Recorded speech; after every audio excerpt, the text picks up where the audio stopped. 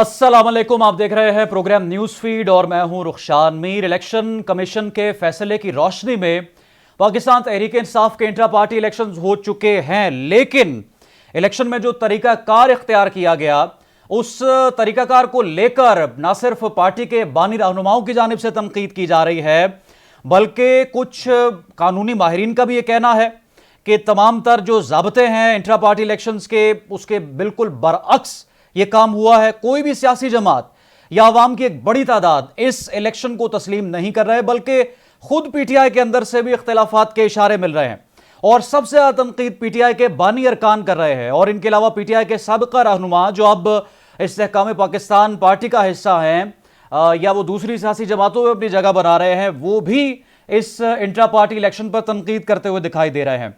सवाल यह है कि पाकिस्तान पीपल्स पार्टी और पाकिस्तान मुस्लिम लीग नवाज भी इन इंट्रा पार्टी इलेक्शंस को चैलेंज क्यों कर रही है, और क्या हमें ऐसा देखने को मिलेगा मुस्तकबिल में कि जो वकला हैं, जो अब पाकिस्तान तहरीक इंसाफ के डिसीजन मेकर्स बन चुके हैं, चेयरमैनशिप भी बैरिस्टर गौहर साहब के पास है, क्या आने वाले इलेक्शंस में ये ही वकला सियासतदानों में टिकट तकसीम करेंगे? तरीकाकार क्या होगा? जून 2022 में पीटीआई के चीफ इलेक्शन कमिश्नर ने इलेक्शन कमीशन ऑफ पाकिस्तान में पेश होकर यह कहा था कि हमने इंट्रा पार्टी इलेक्शंस करवा दें, लेकिन फिर इलेक्शन कमीशन की जानिब से कहा गया कि इंट्रा पार्टी इलेक्शंस फौरी तौर पर करवाए जाए, नहीं तो इलेक्शन में जो बल्ले का निशान है, इंतखाबी निशान है, वो पार्टी को अलॉट नहीं होगा। और फिर दोबारा से इलेक्शन कमीशन के इस हुक्मनामे पर ये इलेक्शंस करवाए गए हैं, लेकिन इस पर बहुत ज्यादा तनकीद की जा रही है। हम आज के प्रोग्राम में बात करेंगे। अवैस अहमद साहब पाकिस्तान तहरीक इंसाफ से हमें ज्वाइन कर रहे हैं, जुल्फ़िकार अली बदर साहब पाकिस्तान पीपल्स पार्टी से हमारे साथ मौजूद हैं, और सियासी तज्ज़ियाकार और कानूनी माहिर भी हमें इस प्रोग्राम में ज्वाइन करेंगे। सबसे पहले हम बात कर अवैस अहमद साहब से, हमें हमारे साथ मौजूद है। अवैस अहमद साहब, बहुत शुक्रिया आपके वक्त का। सर, ये इंट्रा पार्टी इलेक्शन जो हुए हैं, वकला फ्रंट फुट पर आए हैं, लेकिन बहुत ज़्यादा तनकीद की जा रही है आपकी पार्टी के बानी रहनुमाओं की जानिब से, या जो आपकी पार्टी अब छोड़ चुके हैं, पार्टी के अंदर से भी इशारे मिल रहे हैं कि ये सारा मामला दुरुस्त नहीं हुआ। इस तनकीद का क्या जवाब देंगे आप सर? मुझसे पूछ रहे हैं आप? जी, अवैस अहमद साहब। ये देखिए तनकीद तो बहरहाल होती रहती है। It is circumstances which some time वो फोर्स करते हैं, वो उनको उनके मुताबिक तब्दीलियां लाई जाती हैं। वकला पहले भी एक बड़ी तादाद में पीटीआई के अंदर थे, वो इंसाफ लॉयर्स फोरम की शक्ल में भी थे, पीटीआई के डायरेक्ट मेंबरशिप की शक्ल में भी थे।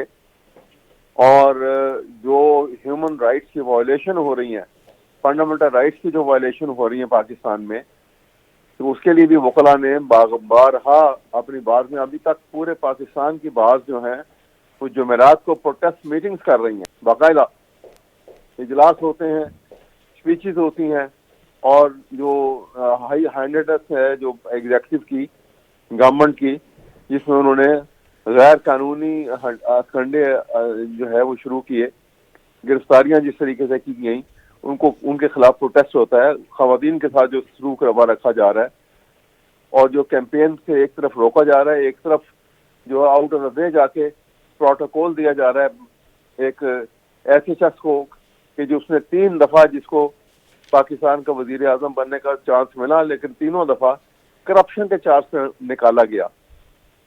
और ये सूरत हाल जो है, इसको पेश नजर अगर वकला को ज्यादा ठीक है जी। अहमद वैसा हमें इस वक्त ज्वाइन किया है पाकिस्तान तहरीक रुकन अकबर एस बाबर साहब ने, और पेटिशनर भी हैं, और इस इंट्रा पार्टी के जो इलेक्शंस हुए हैं इसके नताइज को भी तस्लीम नहीं कर रहे, और ये तरीकाकार जो हुआ है इस पर भी सवालात उठा रहे हैं। अकबर एस बाबर साहब, सर 2 पिटीशंस दायर हो चुकी हैं, आप फाउंडिंग मेंबर्स में से हैं पाकिस्तान तहरीक इंसाफ के। अवैस अहमद साहब और दीगर जो रहनुमा पीटीआई के, वो कहते हैं कि हालात इस तरह के थे, इंट्रा पार्टी इलेक्शंस करवाने पड़े, और वकला को इसलिए फ्रंट पर लेके आए हैं। हालात इस तरह के कि वकला उनके बार का सपोर्ट होता है, वो वोकल भी हैं, वो हालात का मुकाबला कर सकते हैं। सर, आपका क्या पॉइंट है? जी, बिस्मिल्लाहिर्रहमानिर्रहीम। देखिए, ये दलील तो ऐसी है कि जो हम पन से सुन रहे हैं कि पाकिस्तान नाजुक दौर से गुजर रहा है, तो जिसकी वजह से फिर डॉक्ट्रिन ऑफ नेसेसिटी जो है वो सामने ली जाती है।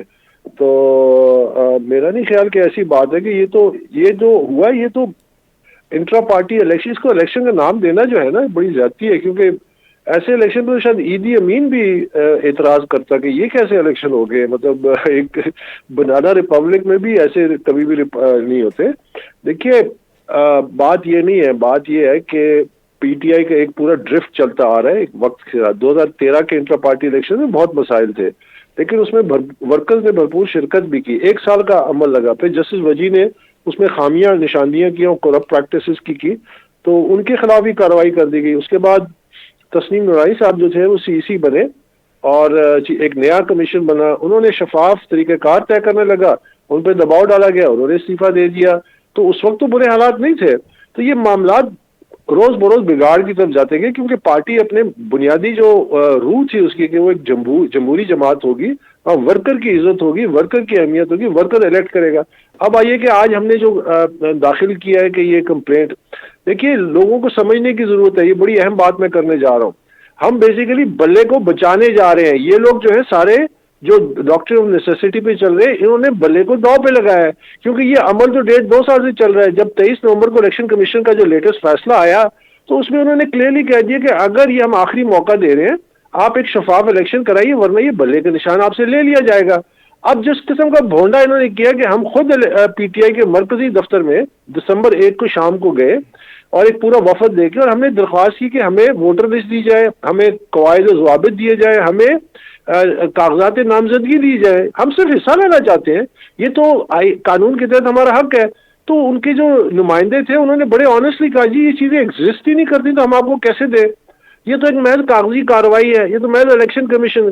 फिर उसके बाद आपने देख लिया पिशावर में कि 2 दर्जन लोग नारे लगा रहे हैं कबूल है कबूल है कबूल है। कभी ऐसे भी इंट्रा पार्टी इलेक्शन, तो हम जो आज दरख्वास्त दी है वो इसलिए हम बल्ले को बचाने जा रहे हैं कि ये इलेक्शन किसी तौर कोई कबूल नहीं करता और जिसके नतीजे में बल्ला शायद हमेशा के लिए पीटीआई से ले लिया जाता। हमने दरख्वास्त ये की है कि देखिए एक और मौका दे, इस इलेक्शन को नल एंड वॉइड करे, एक और फ्री एंड ट्रांसपेरेंट इलेक्शन के लिए कोशिश करे और पार्टी को हिदायत दे, लेकिन इस दफा मॉनिटर्स लगाएं, इंडिपेंडेंट मॉनिटर्स लगाएं कि वो इलेक्टरल प्रोसेस को मॉनिटर कर सके, ताकि ये जब तक बल्ले का निशान आप अबेयस में रखें, किसी और को ना दें और पीटीआई से भी ना दें, अबेयस में रखें, ताकि पार्टी भी इदारा बने और ये एक लेवरेज के तौर पे भी इस्तेमाल हो बल्ले का निशान कि पार्टी में। पीटीआई चेयरमैन का जो फैसला है उस पर भी आपको एतराजात हैं इंट्रा पार्टी इलेक्शंस को लेकर, जैसे बैरिस्टर गौहर, शेर अफजल मरवत साहब और जो दीगर है, वो तो जाहिर है कि डायरेक्टली फिर पीटीआई चेयरमैन की तरफ से ये नाम सामने आए। देखिए पीटीआई का इस वक्त कोई चेयरमैन नहीं है कानूनी तौर पे, और मेरे नजदीक के पीटीआई के एक फाउंडिंग चेयरमैन है जिनका नाम इमरान खान है, इसमें कोई शक नहीं है। क्योंकि ये चीज, जिस तरह मैं पीटीआई का फाउंडिंग मेंबर हूँ, फाउंडिंग प्रेसिडेंट पीटीआई बलूचिस्तान था, ये मुझसे कोई नहीं ले सकता। क्योंकि आप जब फाउंड करते हैं एक चीज को और वो तारीख में लिखा जाता है तो वो तो हमेशा के लिए आपके साथ रहता है ना। लेकिन ये जो दूसरे लोग हैं, इनके मेरिट्स क्या है पीटीआई के, इनको नॉमिनेट क्यों किया गया? आपने वर्कर पे क्यों नहीं एतमाद किया? क्या वर्कर इसलिए हैं कि वो सिर्फ डंडे खाए और जेलों में जाएं और उनके खानदान बर्बाद हो और वो लैंग्वेज करें आपके इक्तदार की जंग में? क्या आप उनको इतना भरोसा नहीं कर सकते कि वो आपकी लीडरशिप का इंतखाब कर सके? ये तो टोटल डिस्ट्रस्ट है ना। ये तो सिर्फ अब वर्करों को अगर आपने सिर्फ जिंदाबाद मुर्दाबाद और डंडे खाने के लिए रखा हुआ है तो ये तो जमहूरियत की नफी है। एक और जो दलील बड़ी दिलचस्प आती है वो ये कि जी हमने जो किया वो तो नून लीग और पीपल्स पार्टी भी करती है। तो खुदा का ख्वास्ता अब ये हालात हो गए कि नून लीग और पीपल्स पार्टी पीटीआई के लिए रोल मॉडल बन गए। क्या अब उनकी तकलीद करने लगे हैं? क्या ये जमात तो फिर बनने की जरूरत क्या थी? हमने तो ये एक इनकलाबी जमात बनाई थी जिसका मकसद था कि पाकिस्तान में नई सियासत की बुनियाद रखे, जहाँ सियासी पार्टी जो है वो अकाउंटेबल हो, ट्रांसपेरेंट हो। तो आपने उस रास्ते से भटकते भटकते यहाँ तक आ गए हैं, तो हमने तो मुकाबला करना है। देखिए ना, मैं बरतानिया की मिसाल देता हूँ, मुझे मुकम्मल जरा सा करने दे, बरतानिया की मिसाल देता हूँ कि बरतानिया की आप जमहूरियत को फॉलो करते हैं। क्या आप पाकिस्तान में सोच सकते हैं कि जिस तरह बरतानिया में होकर एक इंडियन आजाद प्राइम मिनिस्टर बन गया, वो अचानक किसी ने नॉमिनेट तो नहीं किया, वो तो पीटीआई के अंदर से पीटीआई मैं कह रहा हूँ उनकी अपनी जमात के अंदर से वो डेमोक्रेटिकली इलेक्ट होकर ऊपर आया। लंदन का मेयर एक पाकिस्तानी निजाद कैसे बन गया? क्योंकि वहां उनके जमहूरियत है, उनकी सियासी जमातों में अकाउंटेबिलिटी है, रूल्स रेगुलेशंस है। यही वो रास्ता है पाकिस्तान की सियासत को, जमहूरियत को कामयाब करने का। वरना ये जमहूरियत के नाम पे एक नाटक है। सियासी जमातें महज शख्सी और खानदानी कंट्रोल में है और वो इक्तदार की एक सीढ़ी है। वो इक़्तिदार लेते हैं, आपसे बड़े बड़े वादे करते हैं, बड़े बड़े मैनिफेस्टो सामने आते हैं। मैं आज आपके प्रोग्राम में बैठ के, अगर फर्स्ट ईयर नून लीग जीतती है, मैं उसकी काबीना 80% आपको बना दूंगा, मैं पीपल्स पार्टी की 80% बना दूंगा, मैं पीटीआई की 80% काबीना बना दूंगा। तो फिर ये क्या जमहूरियत हुई जहां पे मेरिट कॉम्पिटेंस जो है उसका रास्ता बंद किया हुआ है? पाकिस्तानी क्यों भाग भाग के गैर मुल्क जा रहे हैं? ठीक है जी, अहमद अवैस साहब का सर इस पर कमेंट ले। अहमद अवैस साहब, आप गुफ्तगू सुन रहे हैं अकबर एस बाबर की, मरूसियत है, सियासी जमात नहीं है, और कागजात नामजदगी का भी नहीं बताया गया, मेरिट पर जो लोग आगे आ सकते थे उनको नहीं लाया गया, फैसला फौरी तौर पर कर लिया गया। सर, ये तमाम तर सवालात उठाए जा रहे हैं आपके अपने फाउंडिंग मेंबर्स की जानिब से, और पार्टी के अंदर भी ऐसी आवाजें उठ रही हैं। सर, मेरे का खेस बातें कर रहे हैं इस वक्त, कह रहे हैं कि जी ये बल्ले को बचाने के लिए आए हैं। ये जो तमाशा लगाने के लिए आए हैं वो तमाशा लगा नहीं। ये आए थे कि वहां पे एक सारे एक ही जगह के ऊपर जो है कारकुन जो हैं वो एक ही जगह पे इकट्ठे होंगे, एक बड़ा जलसा हो, गैदरिंग होगी, वहां पे ये एस्टेब्लिशमेंट के कंधों पे बैठ के आएंगे, पुलिस साथ होगी, मार धाड़ होगी, और फिर हो जाएगा कि ये इलेक्शन नहीं हो सके। वो खेल इनका नहीं हो सका। ये कहां से हम की बात करते हैं? ये अकेले हैं जो थ्रू आउट पीटीआई को की लीडरशिप को अपोज करते आए हैं, हर बात पे तनकीद करते आए हैं, हर नेगेटिव पहलू जो है उसको उजागर करना जो है ये इन्होंने अपना वतीरा बनाया हुआ था। उसके बाद ये कहें कि जी हम पीटीआई हैं।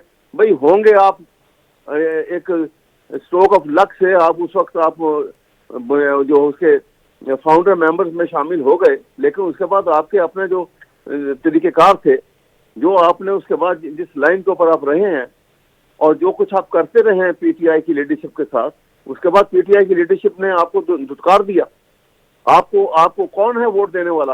पीटीआई का एक मेंबर जो है आपके साथ कौन खड़ा है? और आप कहते हैं कि आप, और ये झूठी लॉफ्टी स्टेटमेंट दे रहे हैं कि जी आप वहां पे गए, आपने लिस्टें मांगी। आप तो आज मीडिया इतना स्ट्रांग है, आप अपने नॉमिनेशन पेपर लेके मीडिया के सामने ले जाते कि जनाब ये मेरा नॉमिनेशन पेपर है, देखो कोई ले नहीं रहा इसको। उस वक्त तो आपने ये पेपर नहीं लेकर आए कहीं पर, बाकायदा नॉमिनेशन हुए हैं सबके।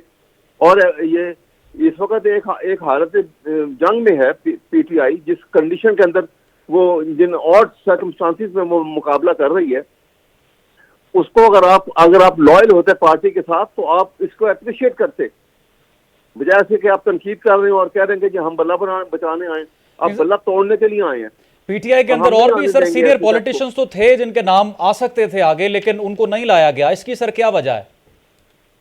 ये कौन से पॉलिटिशियन थे जो जिनको नहीं लाया गया? सब आए। उन्होंने पूरे कंसेंस, किसी पीटीआई के किसी एक आदमी ने भी एतराज किया इलेक्शन रिजल्ट के ऊपर? ये एक तरीका है। उन्होंने अगर सबने कंसेंसस दे दिया, अनअपोज हो गए तो हो गए। ठीक है। बाकी तो इनके ऊपर किसी भी एतराज नहीं आया। सारी पॉलिटिकल पार्टी जो अपनी डायनेसिस बना के बैठी हुई है, ये इनमें कहाँ मरूसियत है जिसको कहते हैं? तो यानी सर नून लीग में, पीपल्स पार्टी में और पीटीआई में फिर कोई फर्क नहीं रहा? अगर फर्क, बिल्कुल फर्क है। नून लीग तो अपनी फैमिली से बाहर नहीं निकली, पीपल पार्टी अपनी फैमिली से बाहर नहीं निकली। इमरान खान ने कौन से अपनी फैमिली में किसी मेंबर को चेयरमैनशिप का लिए कह दिया, नॉमिनेट कर दिया? उनकी बहन आ गई है, या उनकी बेगम साहब आ गई हैं, या उनका कोई और रिश्तेदार आ गया है, किसी को नहीं लेकर आए। ठीक है, ये क्या मुकाबला करेंगे और क्या बात करेंगे उसकी? ठीक है, जुल्फिकार अली बदर साहब डाल के देखें पहले। सर, पीपल्स पार्टी भी और नून लीग भी अपोज कर रही है इंट्रा पार्टी इलेक्शंस को, और सवाल तरह तरह के उठाए जा रहे हैं। क्या वजह है आपके नजर में सर इसकी? सुनिए बात सुनिए। बिस्मिल्लाहिर्रहमानिर्रहीम जो है वो पहले अपने गिरबान में तो झांक के देखे उसने क्या किया है। सर, मैं जुल्फिकार साहब का कमेंट लेकर आ रहा हूं सर आपके पास। जी सर। बिस्मिल्लाहिर्रहमानिर्रहीम, बहुत शुक्रिया भाई, आपने अपने प्रोग्राम में बुलाया। देखिए, पाकिस्तान पीपल्स पार्टी की लीडरशिप को और यहाँ किसी भी शख्स को कोई जाती तौर पे कोई प्रॉब्लम नहीं है। ये पीटीआई का इंटरनल मैटर था। मुझे तो जाती तौर पे कोई ऐसा इशू नहीं है कि पीटीआई के इलेक्शन क्या हुआ। अगर उसमें कोई एम्बिग्विटी है या कोई प्रोसीजरल डिफेक्ट है तो वो इलेक्शन कमीशन ऑफ पाकिस्तान जाने और पीटीआई जाने, और जिन्होंने इलेक्शन करवाया वो जाने, और फैसला करने वाले जो इलेक्शन कमीशन के लोग हैं वो जानेंगे। हमें किसी के इलेक्शन के ऊपर कोई इतराज नहीं है, ना हमें कोई प्रॉब्लम है। कोई प्रोसीजरल डिफेक्ट हो सकता है तो वो होगा, उसको ठीक किया जा सकता है, या उनके इंटरनल लोगों के पास अगर कोई इशू है कि अगर उनको इन्वॉल्व नहीं किया गया या उनको शामिल नहीं किया गया तो वो आपस में एक दूसरे के ऊपर नुक्ता इतराज उठा सकते हैं कि जी उनकी पार्टिसिपेशन को रोका गया।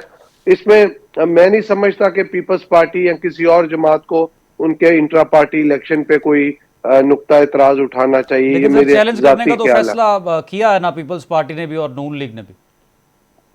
देखिए, जब तक चैलेंज करेंगे नहीं तब तक तो कोई चीज सामने आती नहीं है। और मैं नहीं समझता कि कोई भी शख्स या कोई पार्टी जो कि करीब ना हो वो इस फैसले को चैलेंज कर सके। ये वही चैलेंज कर सकता है जो एक ग्रीव्ड हो, और वो वही शख्स हो सकता है जो उस पार्टी के अंदर सीनियर मेंबर है या जो उसके वोटर सपोर्टर्स हैं जिनको पार्टिसिपेशन से रोका गया हो। तो ये उनका अपना एक इंटरनल मामला है, इसमें किसी दूसरी पार्टी के मैं नहीं समझता इतना कोई ठीक है। इशू है कि वो बाहर से जाके उसको चैलेंज करें। अकबर एस बाबर साहब, आप अहमद अवैस साहब की गुफ्तगू सुन रहे थे। पीटीआई का यही मौक़िफ़ है कि आपकी लीडरशिप के साथ तो बहुत अरसे से बनी नहीं, आप तनकीद भी करते रहे चेयरमैन पीटीआई पर, और मुख्तलिफ औकात में आपने उनको अपोज भी किया। अब अगर पीटीआई चेयरमैन ने यह फैसला कर लिया है और उनको लग रहा था कि ये तरीकाकार दुरुस्त है या इस वक्त लीडरशिप इनके पास हो सकती है, तो फिर सर आप इसका पिटिशनर बन गए और आप फिर इस पर तनकीद कर रहे हैं। जी अहमद अवैस साहब, आप फरमा रहे थे सर। जी, मैं तो आपसे बात कर रहा हूँ ना कि ये सूरत हाल जो है इस वक्त, वो इसमें इनका तो कोई लोकस स्टैंडाई ही नहीं बनता। पहले दिन से जब से ये पीटीआई के से मुनहरिफ हो गए और रिपेल कर गए, और उसके बाद इन्होंने बाकायदा उनके कारी ज़र्ब लगाने की कोशिश की पीटीआई को, इलेक्शन कमीशन के साथ मिलके, एस्टेब्लिशमेंट के साथ मिलके। कहाँ कहाँ नहीं किया हुआ। वो फॉरेन फंडिंग का मैटर ले लीजिए, कोई मैटर ले लीजिए, इनको भी पता है अच्छी तरह से कि इमरान खान जाती तौर पे एक ऑनेस्ट आदमी है। कोई कभी उन्होंने कहीं मॉनेटरी मैटर के अंदर कभी वो हेरा फेरी नहीं की है, कोई एम्बेजलमेंट नहीं की है, कोई ब्रीच ऑफ ट्रस्ट नहीं किया है। लेकिन इस सारी बातों के बावजूद आपने देखा कि वो सिर्फ एक एस्टेब्लिशमेंट को खुश करने के लिए और अपने आप को उनके साथ अलाइन करने के लिए वो ये काम करते चले आ रहे हैं, ताकि वो जब से ये सिलसिला शुरू हुआ है, और अब आपने देखा कि इस मौके पे अगर उनकी बात मान ली जाती तो आज यहाँ पे कोई इलेक्शन ना हुआ होता। ठीक है, आज यहाँ पे हंगामा राई हुई होती। अब सर अगर हंगामा राई की अब सर नौयत क्या, जिस तरह से सर अब आवाजें उठ रही हैं इंट्रा पार्टी इलेक्शंस के हवाले से, अगर इलेक्शन कमीशन तस्लीम नहीं करती इसे तो दोबारा करवाएंगे आप, फैसला तब्दील होगा, फिर क्या सरलाए अमल होगा पीटीआई का? देखेंगे कि हम उसको चैलेंज करेंगे। इलेक्शन कमीशन तो पहले ही एक पार्शियल रोल प्ले कर रहा है। एक बी टीम है वो नून लीग की, एस्टेब्लिशमेंट के साथ मिलकर जो तमाशा उन्होंने बचाया है, उन्होंने तो अपने आप को पाकिस्तान के आइन से भी बालातर समझा हुआ है अपने आप को। उन्होंने जिस तरीके से इलेक्शन के 90 डेज की तस्दील की है, इलेक्शन पाकिस्तान के आइन की प्रोविजन की जो तस्दील की है उन्होंने, उसके बाद उनकी तो क्रेडिबिलिटी कोई नहीं है। देखेंगे हम जब आएंगे उसका मुकाबला होगा। ठीक है, हम विल सी टू इट। और लेकिन सर ये कोई तरीका तो नहीं है कि हम इस खौफ से हम हर उल्टा काम कर जाए कि जी इलेक्शन कमीशन जो है वो खुश हो जाए। वो तो कभी खुश नहीं होगा। ठीक है वो सर, तो खुश होगा कि ये इनको बिल्कुल जो है वो इलेक्शन से जो है अलग कर दिया जाए, कोई पार्टिसिपेट ना करे, सब खौफ के मारे, डर के मारे घर में बैठ जाएं, छुप के बैठ जाएं, और बाकी हैं जो बोले थे वो गिरफ्तार होकर बैठे हुए हैं, खवातीन गिरफ्तार हैं। सर पार्टी के अंदर से भी अपोज किया जा रहा है। खबर ये सामने है कि शेर अफजल मरवत साहब केपी में करना चाह रहे हैं कन्वेंशन, लेकिन आतिफ खान साहब ने कुछ उनको सपोर्ट नहीं किया। मुबैना तौर पर इस तरह की सूरत हाल कुछ बनी है। तो बैरिस्टर गौहर हों, शेर अफजल हों, तस्लीम कर चुके हैं तमाम जो पीटीआई के मेंबर्स या वर्कर्स हैं। आपको लगता है ऐसा? वर्कर में तो नजर ये आ रहा है कि कहीं ना कहीं बेचैनी जरूर पाई जा रही है। वर्कर में कोई बेचैनी नहीं है इस इलेक्शन के ऊपर। उनका जो नॉमिनेशन पेपर हुए थे उनको मैंने प्रपोज किया था उनको बाकायदा तौर पे, सबने उसको यकजुबान उनको हाँ की है, उनको उनकी एक्सेप्ट की है, उनकी एज चेयरमैन। अब ये जरूरी तो नहीं है कि वहां बैठ के जो है वो पूरे पाकिस्तान से वो कोई हाँ करे कोई ना करे, कोई राइवल कैंडिडेट खड़े हों और वोटिंग हो और फिर पुलिस आ जाए और तमाशा लगाया जाए और फिर कहें कि इलेक्शन नहीं हो सके, जनाब यहाँ हंगामा हो गया। हमने अवॉइड की है उस सूरत हाल को और एक उनकी रिक्वायरमेंट पूरी कर दी है। ये अगर इस तरह से पाकिस्तान की सबसे बड़ी पार्टी के मैंडेट को इस तरह से अगर ये डिसलॉज करने की कोशिश करेंगे तो ये नुकसान जो पाकिस्तान को पहुंचेगा इसके जिम्मेदार होंगे ये सब। और सर 1.5 महीना भी बाकी है। इन इलेक्शंस में जो सियासतदान हैं उनको टिकट्स यही वकला तकसीम करेंगे, ये भी फाइनल हो चुका है। वकला को टिकट दिए जाएंगे जरूर, जो पीटीआई के मेंबर हैं, और बहुत बड़ी तादाद में वकला जो है वो पीटीआई के मेंबर हैं। इसलिए अगर उनको टिकट दिया जाएगा तो इसमें क्या बुरी बात है। वो अच्छे लेजिस्लेटर बनेंगे, खुदा करे अगर इलेक्ट होके आएंगे तो वो एक दूसरे एक कॉमन मैन की निस्बत या जो दूसरे आते हैं नॉन लॉयर उनकी निस्बत वो एक अच्छे वो बनेंगे लेजिस्लेटर और अच्छा काम कारकर्दगी उनकी ज्यादा बेहतर होगी। ठीक है, इसमें इतराज वाली कौन सी बात है। बहुत शुक्रिया अहमद अवैसा पाकिस्तान तहरीक इंसाफ से, और हमारे साथ इस सारे मामले में जो पिटिशनर अकबर एस बाबर साहब मौजूद थे। नाजरीन, एक अहम खबर यह है कि मौलाना फजलुर रहमान मियां मोहम्मद नवाज शरीफ के साथ मुलाकात हुई है। आप जानते हैं गुज़श्ता रोज़ हमने इस पर बड़ी तफसील से बात भी की और इत्तलात ये सामने आ रही थी कि सीट एडजस्टमेंट पर बात हुई है और मौलाना फजलुर रहमान ने ये ख्वाहिश जाहिर की है कि अगर हुकूमत बनती है नून लीग की, जो कि नज़र आ रहा है कि मामला काफ़ी हद तक नून लीग के इस वक्त फेवर में है, तो मौलाना फजलुर रहमान फिर प्रेसिडेंट के कैंडिडेट होंगे। आज खबर ये सामने आई, मौलाना फजलुर रहमान ने कहा है, स्टेटमेंट दिया है कि 2 सूबों में अमन आमा की सूरत हाल खराब है और ऐसे हालात में फिर इलेक्शंस किस तरह से हो सकते हैं। यानी ये तासुर दिया गया कि कहीं ना कहीं जेयूआई ये स्टांस ले रही है कि मुल्क में इस वक्त हालात ही सूटेबल नहीं है कि इलेक्शंस करवाए जाएं। इलेक्शंस पहले ही ताखीर का शिकार हो चुके हैं। सूबों में इलेक्शन सुप्रीम कोर्ट के बारहा अहकामात के बावजूद नहीं हुए और फिर अब 90 रोज का वक्त था, वो भी 90 रोज के अंदर निगरान हुकूमत इलेक्शंस नहीं करवा सकी। अब अगर 8 फरवरी को भी इलेक्शंस नहीं होते और इस तरीके से सियासी जमातों के अंदर से ही आवाजें उठती रहीं या खराब हालात की तरफ इशारा किया जाता रहा, तो फिर कहां गया आइन, कहां गया इलेक्शन कमीशन, कहां गए हालात।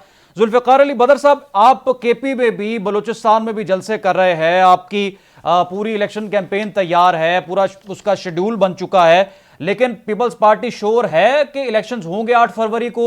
बिलावल भुट्टो ने अदम एतमाद किया इलेक्शन कमीशन पर, लेकिन जरदारी साहब ने एतमाद किया। अब सर मौजूदा सूरत हाल और मौलाना के इस बयान को किस तरह से देखते हैं आप?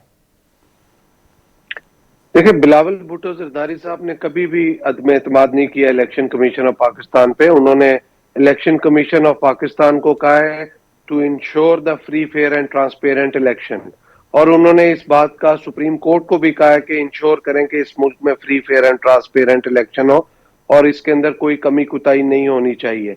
और आसिफ अली जरदारी साहब ने भी इलेक्शन कमीशन ऑफ पाकिस्तान में एतमाद का इजहार किया है। तो ये कहना कि बिलावल साहब ने नहीं किया, ऐसी कोई बात नहीं है, लेकिन हम इदारों से ये कहते हैं कि आपने इंश्योर करना है क्या इस मुल्क के अंदर फ्री फेयर ट्रांसपेरेंट इलेक्शन हो। बिलावल साहब पहले भी केपी गए थे, वो पार्टी का एक स्केड्यूल प्रोग्राम था, अभी भी एक स्केड्यूल प्रोग्राम है जो पार्टी के अंदर तंजीमों को और लोगों को मोबिलाइजेशन करने के लिए, लोगों से, लोकल तंजीमों से मिलने के लिए वो जा रहे हैं। ये इलेक्शन कैंपेन के हवाले से मुलाकातें नहीं है, ये उनकी पहले से स्केड्यूल मुलाकातें थी। और यौम तहसीस का प्रोग्राम उन्होंने कोयटा में किया, जो जिससे पूरे बलूचिस्तान के अंदर पार्टी के अंदर मोबिलाइजेशन हुई, लोगों के अंदर मोबिलाइजेशन हुई। इससे बहुत फर्क पड़ा, इलेक्शन के लिए आने वाले दिनों में फर्क पड़ेगा।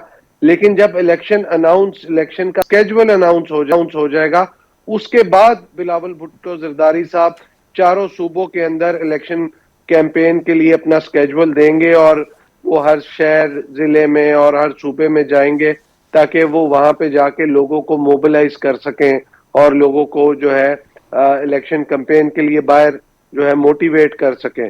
इस सारे मामले के अंदर ये जो मौलाना साहब का बयान है, देखिए मौलाना साहब का अपना पर्सपेक्टिव है, उनकी अपनी पार्टी है, वो कोई भी बात कर सकते हैं, सही हो गलत हो वो उन्होंने देखना है। लेकिन इस सारी चीज के अंदर पाकिस्तान पीपल्स पार्टी के चेयरमैन जनाब बिलावल भुट्टो जरदारी साहब 12 दफा डिमांड कर चुके थे इलेक्शन कमीशन ऑफ पाकिस्तान से, और उनकी डिमांड की वजह से इलेक्शन कमीशन ऑफ पाकिस्तान ने एक डेट अनाउंस की और उसमें सुप्रीम कोर्ट ने भी अपना रोल अदा किया। अच्छा होता कि ये सुप्रीम कोर्ट की इंटरफेरेंस के बगैर ही डेट अनाउंस करनी पड़ती, और लेकिन चूंकि कर दी तो अच्छी बात है। अब हमारी डिमांड है कि इलेक्शन का स्केड्यूल अनाउंस किया जाए। इलेक्शन के स्केड्यूल अनाउंस होने से ये बात पक्की हो जाएगी कि इलेक्शन होने जा रहे हैं। अभी तक तो हमें कोई ऐसी चीज नजर नहीं आ रही कि इलेक्शन नहीं हुए। इससे पहले भी फरवरी के सर, अंदर, अगर अदम जनवरी के एतमाद अंदर इलेक्शन नहीं हो तो फिर चुके हैं। लेवल प्लेइंग फील्ड का शिकवा या बाकी तमाम तर जो एतराजात और तहफुजात हैं उसका इजहार बारहा फिर क्यों किया जा रहा है? लेवल प्लेइंग फील्ड के हवाले से तहफुजात का इजहार बिल्कुल किया जा रहा। पहले एक तासुर दिया जा रहा था कि एक जमात को जो है खास तौर पे फैसिलिटेट किया जा रहा है। अब तो वो चीज नजर आना शुरू हो गई है कि उस जमात को, आपने भी अपनी गुफ्तगू में कहा कि नजर आ रही है। देखें, पाकिस्तान पीपल्स पार्टी ने 88, 93, 2008 में जो इलेक्शनों के बाद हुकूमत बनाई थी, उस टाइम पे भी लेवल प्लेइंग फील्ड नहीं थी, और पाकिस्तान पीपल्स पार्टी ने लेवल प्लेइंग फील्ड के बावजूद हुकूमत बनाई और तमाम इलेक्शनों में मुकाबला किया इस लेवल प्लेइंग फील्ड के बावजूद। तो अब तो बिलावल भुट्टो जरदारी साहब ने ये बात कर दी है कि हमने लेवल प्लेइंग फील्ड का गिला करना ही छोड़ दिया है।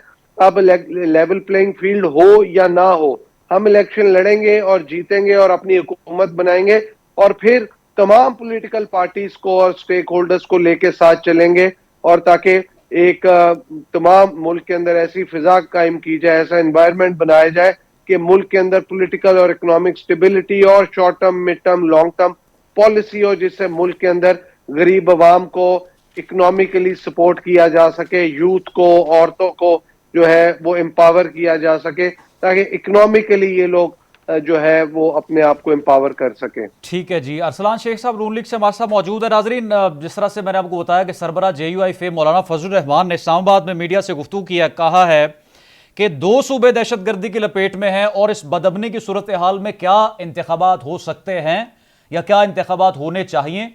ये उनका स्टेटमेंट एक ऐसे मौके पर आया जब उनकी गुज़श्ता रोज़ मुलाकात हुई है मुस्लिम लीग नवाज के कायद नवाज शरीफ से, और मुबैना तौर पर उन्होंने मुतालबा किया है या ये उनको इशारा दिया है कि सदारत के उम्मीदवार वो होने चाहिए। सीट एडजस्टमेंट के हवाले से तो बात की गई। अरसलान शेख साहब, आपके पास क्या इत्तलात हैं? मौलाना फजलुर रहमान को कहीं नाराज तो नहीं कर दिया नून लीग ने? नहीं, ऐसी कोई बात नहीं है। ये मैं समझता हूँ कि जो आपने ये जो बात की है कि इलेक्शन देखें, आप देख लेंगे 2-3 दिन के अंदर अंदर शेड्यूल मेरा ख्याल में 16 तारीख को आना चाहिए, और उसके 45 डेज के बाद 8 फरवरी बनती है। तो ये एक सुप्रीम कोर्ट की जो रूलिंग है उसके मुताबिक मैं नहीं समझता कि इलेक्शन कमिश्नर अपने पे तौहीन अदालत लगवाए, और ये इलेक्शन बिल्कुल ऑन टाइम होंगे। इसमें किसी किस्म का डिले का जो एक अनासर चल रहा है, जो अफवाह की जद में है, मैं नहीं समझता कि ऐसे कोई हालात पैदा हो, और ना ही कोई 2 सूबे जो मौलाना साहब की अपनी स्टेटमेंट होगी, मुझे वहाँ पे कोई ऐसी वैसे आपके सामने है। हालात थ्रेड हर वक्त होती है, हर वक्त एक कराची से खैबर तक थ्रेड का आता है, लोग कहते हैं थ्रेड है, लेकिन ये बुनियाद रख के मैं नहीं समझता कि इलेक्शन डिले किए जा सकते हैं, और नून लीग हर वक्त इलेक्शन के लिए तैयार है। और नून लीग को यकीन भी है कि 8 फरवरी ही इलेक्शन का दिन है। मैं जो सुप्रीम कोर्ट के जो फैसले है उसके मुताबिक आप देखें कि 16 तारीख को अगर इस माह की 16 तारीख को अगर शेड्यूल आता है तो 8 फरवरी बनता है। ठीक तो है, बिल्कुल तैयार है, इसमें कोई ऐसी बात नहीं है। और ये पीपल्स पार्टी के ये जो तहफुजात हैं, जिस तरह से जुल्फ़िकार अली बदर साहब की भी आप गुफ्तगू सुन रहे हैं, आपका JUIF के साथ अलायंस, बाप के साथ अलायंस, MQM के साथ अलायंस, उधर MQM जो है वो कराची में पीपल्स पार्टी की तरफ उनके जो है वो तनकीद के नश्तर चला रहे हैं माजी की तरह। तो पीपल्स पार्टी के तहफुजात अचानक इतने बढ़ गए, इनका भी कुछ सद्देबाब तो सोचा होगा आपके कायद ने? देखिए जी, इन पीपल्स पार्टी का देखिए कि जो कराची में जो एक आपने पता है जो हालत पीपल्स पार्टी की बनी है, MQM को जिस तरीके से उन्होंने किनारे लगाए रखा हुआ है, और फिर आपने देखा जब इनकी जब सेंसेस हुई, सर, किनारे लगाए रखने से क्या मुराद? किनारे से मेरा मुराद यही है ना कि आप ये देखें कि उनके जब सेंसेज, उनकी आपकी मर्दमशुमारी में कराची का 1 MNA और 2 MPA बढ़ गए हैं, और वो यही चाह रहे थे कि आप इनके सेंसेस जो मर्दमशुमारी है वो बिल्कुल मुनसिफाना तरीके से हो, और उनको कई दफ़ा एग्रीमेंट पीपल्स पार्टी के MQM के साथ हुए, तो उन्होंने वो पीपल्स पार्टी ने अभी तक वो पूरे नहीं किए। तो अब अगर जो आप इसको लेवल प्ले फील्ड कह रहे हैं, तो इसमें अगर कोई सेंसेस हो गए, मुंतफाना हो गए और हमारा एक अलायंस एमक्यूएम के साथ बन गया, सीट एडजस्टमेंट हो गई, तो मैं नहीं समझता कि इसमें कोई बुरी बात हो। हमारा एक टाइम में पीपल्स पार्टी के साथ भी रहा है और ये किसी जमात पे हम कोई कांग्रेस की जमात तो कोई है नहीं है, सब हमारे पाकिस्तान की जमात है। और अगर उनके साथ हमारी कोई अंडरस्टैंडिंग अच्छी बन गई है पाकिस्तान की बका के लिए और मिलकर अगर हमने इलेक्शन पे जाना है, तो इसमें कोई ऐसी दो राय नहीं होनी चाहिए। इसमें मैं समझता हूँ कि पाकिस्तान की बका के लिए बेहतर है। और बाप बलोचिस्तान में लेकिन जो सर ये हमारे तासुर, साथ आपकी बात ठीक है, इलेक्शंस में जाना है, जमहूरी प्रोसेस है, लेकिन तमाम सियासी जो आपके मुखालफिन है उनको एतमाद तो होना चाहिए ना इस प्रोसेस पर, ताकि फिर उसके नताइज को अपोज ना किया जाए, मुल्क में कोई धरना ना हो, कोई एहतजाज ना हो। माजी में भी हमें देखने को मिला कि कभी इस्लामाबाद में धरना, कभी कहीं पर जो है वो सड़क ब्लॉक। नताइज को अगर तस्लीम ही नहीं करेंगे तमाम तर सियासी जमातें, फिर मुल्क किस तरह से आगे बढ़ेगा? सर देखिए, आपने ये कहा है ना कि सियासी मुखालफिन को इत्माद में, तो सियासी मुखालफिन कैसे इत्माद में आएंगे? सियासी मुखालफिन ने मुखालफत भी करनी है, वो इत्माद में तो हमारे आएंगे नहीं। हम अगर इत्माद में भी लेंगे, वो कहेंगे कि ये बिल्कुल गलत है। तो ये मुल्क को तो हमने किसी तरह लेके जाना, और जिस हालात में मुल्क है आज, इस हालात में मुल्क को नहीं छोड़ा जाता, और इस हालात में मुल्क का वाहिद हल इलेक्शन ही है। और जो IMF के आपको पता ही है, जो भी अभी वो जो पता लगा है कि वो भी अपनी महल चीज पे थोड़ी सी उन्होंने ऑब्जर्वेशन लगाई है, रोका हुआ है। तो ये सारी ये चीजें, ये डील IMF के साथ भी एक जमहूरी हुकूमत ने करना है, और जब हुकूमत आएगी तो ये मुल्क आगे चलेगा। तो मैं समझता हूँ कि पार्टी की मुल्क की बका के लिए एक जमहूरी पार्टी आज, अब जब मियां नवाज शरीफ साहब अब हमारे मुल्क में आ गए हैं और चौथी दफा वजीर आजम इंशाल्लाह बनेंगे, तो ये मुल्क उन्हीं की क़यादत में आगे जाएगा। और उनके साथ जो पार्टी जो पाकिस्तान की तरक्की के लिए पाकिस्तान के मियां नवाज शरीफ के साथ चलने को तैयार है, तो मैं समझता हूँ कि उसमें हम अलायंस करने में कोई हर्ज नहीं होना चाहिए। जी, जुल्फ़िकार अली बदर साहब, सर गुफ्तगू आपने सुनी है PMLN की तरफ से जो मौक़िफ़ है। आप सर जिस तरह से तमाम तर सिचुएशन को इस वक्त पीपल्स पार्टी देख रही है, और यही स्टेटमेंट के लेवल प्लेइंग फील्ड नहीं है, और इलेक्शंस के जो नताइज आएंगे उनको अपोज करने की तरफ इशारा दिया जा रहा है। अब सर क्या आपकी तक़व्वात हैं नून लीग से या बाकी सियासी जमातों से, जो PTI की इस वक्त लाइन है उससे मिलती जुलती लाइन ही पाकिस्तान पीपल्स पार्टी की है कि नताइज किसी तौर भी तस्लीम नहीं किए जा सकते? नहीं, ऐसा नहीं है। पाकिस्तान पीपल्स पार्टी इस मुल्क के अंदर डिमांड करती है कि free fair and transparent election करवाए जाएं और तमाम जमातों को लेवल प्लेइंग फील्ड दी जाए। हमें किसी जमात से कोई इतराज नहीं है कि वो सिंध में जाके, ये उनका आईनी और जमहूरी हक है कि वो किसी से भी अलायंस कर सकते हैं, और अलायंस हमेशा तभी होता है जब उनको एक जमात को दूसरी जमात का कंधा चाहिए होता है और वो कमजोर होते हैं वहां पे। तो पीपल्स पार्टी से ज्यादा वो लोग PTI का मुकाबला करने के लिए अलायंस करें। पीपल्स पार्टी का को किसी जमात से अलायंस करने में, ये 1990 से लेके 2018 तक पीपल्स पार्टी के खिलाफ हर इलेक्शन में अलायंस हुआ है, उससे पीपल्स पार्टी को कभी फर्क नहीं पड़ा। और जहां तक बात रह गई इलेक्शन के नताइज तस्लीम करने की, पीपल्स पार्टी ने तो 2018 में जो एक सिलेक्टेड हुकूमत का सिलेक्टेड वजीर आजम बनाया था और सिलेक्टेड तरीके से लोगों को जिता के आए थे। पीपल्स पार्टी ने तो पाकिस्तान के अंदर निजाम को चलने के लिए निजाम के अंदर रुकावट नहीं डाली, और उस नताइज को भी तस्लीम करके आवाज उठाई कि हम अनकंडीशनल चार्टर ऑफ इकोनॉमी और बातचीत करने के लिए अनकंडीशनल सपोर्ट देने के लिए तैयार है। आप इकोनॉमी पे बात करें, लेकिन उस टाइम पे कोई इतना तजर्बा या अहलियत काबिलियत रखता ही नहीं था जिसने उस वक्त के में पीपल्स पार्टी की लीडरशिप की बात समझी होती। तो पीपल्स पार्टी या बाकी दीगर जमातें सिर्फ इसी सूरत में जो है वो नुक्ता इतराज उठाएंगी या नताइज तस्लीम नहीं करेंगी अगर इस मुल्क में फ्री फेयर ट्रांसपेरेंट इलेक्शन नहीं होते। अदरवाइज अगर फ्री फेयर ट्रांसपेरेंट इलेक्शन होते हैं तो मैं नहीं समझता कि कोई भी सियासी जमात इसके ऊपर नुक्ता इतराज उठाए।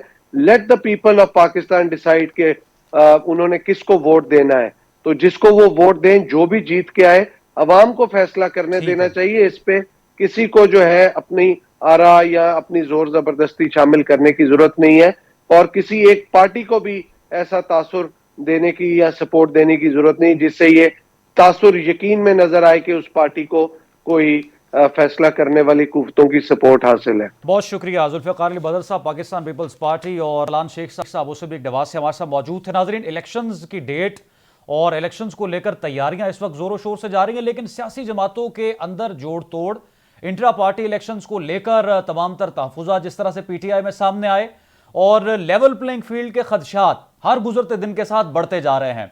पाकिस्तान पीपल्स पार्टी का ये शिकवा कि लेवल प्लेइंग फील्ड हमें कहीं नजर नहीं आ रही, और अगर इलेक्शन के नताइज लेवल प्लेइंग फील्ड के बगैर सामने आ गए तो धरने का इंदिया या एहतजाज का इंदिया तो chairman Peoples Party Bilawal Bhutto पहले दे चुके हैं।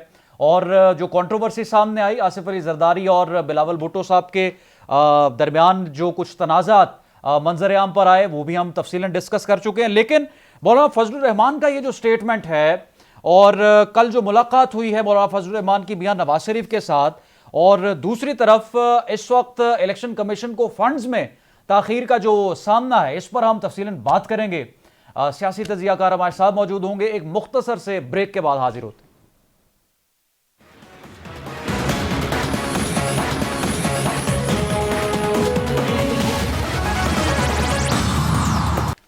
वेलकम बैक नाजरीन। प्रोग्राम में बात करते हैं आलमी मंजरनामे से। जनूबी इस वक्त मशरिक़ वस्ता की जो सूरत है वो मज़ीद तशवीशनाक हो चुकी है। गुज़श्ता 2 महीने से इसराइल की जानिब से गज़ा पर जो बमबारी की जा रही थी अब उसमें मज़ीद शिद्दत आ चुकी है। इसराइल ने नवंबर के वस्त तक अल-शाती कैंप के शमाल में 5 बड़े पाइप बिछाने का काम मुकम्मल कर लिया था, जिनके ज़रिए फ़ी घंटा हज़ारों क्यूबिक मीटर समुद्री पानी सुरंगों में बहाया जा रहा था। और जो 2 माह से जारी निहत्ते मजलूम फ़लस्तीनियों पर बमबारी का सिलसिला है और वहाँ पर उनकी बाकायदा नस्ल कुशी का सिलसिला है, वो तमाम आलमी ताकतों के इंटरवेंशन के बावजूद दोबारा जो है उसका आगाज़ हो चुका है। और इस वक्त जो ताज़ा तरीन सूरत हाल है वो गज़ा में इस वक्त इंटरनेट की बंदिश है मुकम्मल तौर पर। जो स्कूल्स हैं, जो यूनिवर्सिटीज़ हैं, जो कॉलेजेस हैं, बड़ी तादाद में उनको ना सिर्फ निशाना बनाया गया है बल्कि मुकम्मल तौर पर जो हाई राइज बिल्डिंग्स हैं उनको मिस्मार कर दिया गया है।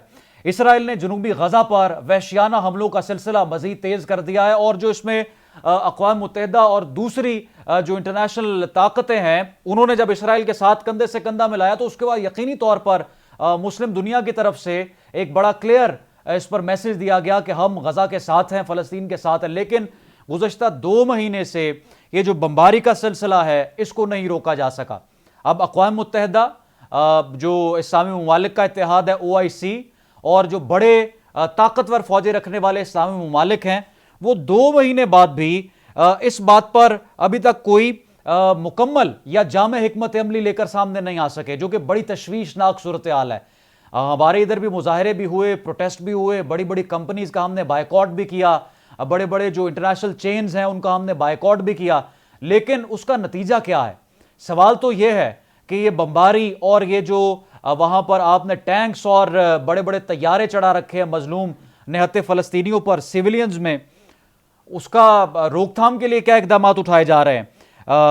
जो इस वक्त जो रफा क्रॉसिंग का मामला था, जो गेटवे फराहम करने का मामला था, इस्लामी ममालिक के सपोर्ट का मामला था, मेडिकल असिस्टेंस फराहम करने का मामला था, वो भी किसी हद तक तातुल का शिकार दिखाई दे रहा है।